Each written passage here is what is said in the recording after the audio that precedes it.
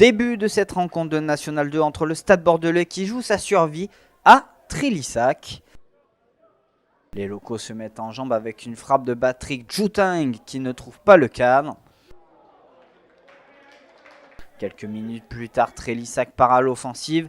Le centre côté droit va trouver la tête de Dembo Gassama, mais le gardien est bien secondé par sa défense pour écarter le danger.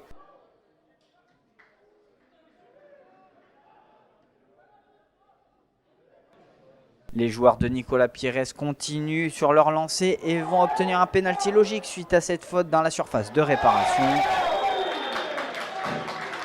Santiago Siganda voit sur sa route Thomas Navo qui part du bon côté. À la demi-heure de jeu, le Stade Bordelais va poursuivre sur sa lancée, mais Sullivan Martinet manque de réussite. Sur une action anodine, Patrick Jutang effectue un geste dangereux et l'arbitre sort un deuxième carton jaune, synonyme de rouge pour le capitaine bordelais.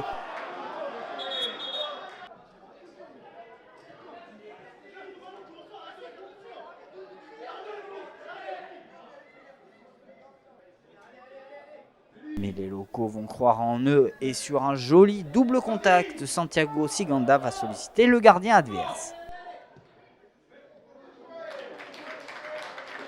Quelques instants plus tard, sur un joli centre, Ludovic Gasporotto tente une tête qui fuit le cadre.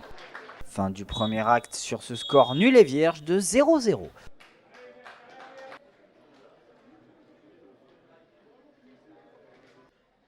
Au retour des vestiaires, la tâche semble ardue pour les joueurs du Stade Bordelais, mais sur une belle transversale de Gasparotto, Sullivan effectue une demi-volée, mais sa tentative finit hors cadre. À l'heure de jeu, Trélissac se réveille et sur une contre-attaque, Jordan Pinol tacle par derrière et l'arbitre sort un carton rouge. Le Stade Bordelais finira à 9 cette rencontre. Cela aura des conséquences puisque sur une action limpide, Exaucé Ngasaki ouvre bien son pied pour ouvrir la marque.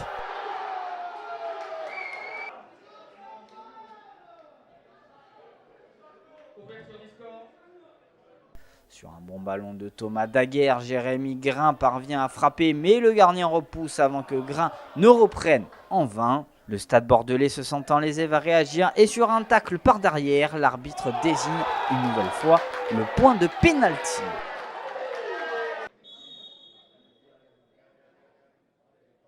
Gasparotto se charge de la sentence et égalise pour les siens.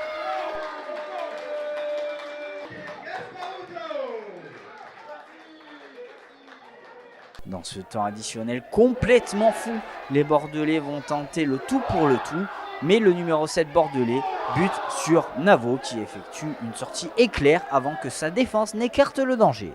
Dans les ultimes secondes, Trélissac va profiter de l'usure bordelaise et va obtenir un pénalty dans les ultimes secondes.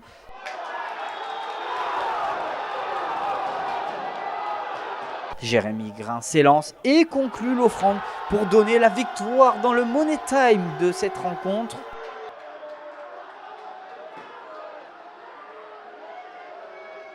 Fin de la rencontre et victoire 2-1 de Trélissac contre le Stade Bordelais qui a sans doute dit adieu à son rêve de maintien en National 2.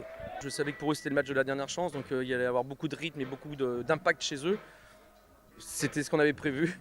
Il y a eu des rouges qui nous ont été favorables, mais le Stade Bordelais, même à 10 et à 9, ils ont vraiment fait un très très bon match. Ils nous ont vraiment mis en difficulté. Nous, on n'a pas été bons. On n'a pas été bons, alors que les Herbiers, on a été fantastiques. On est passé d'un match énorme à un match pas bon.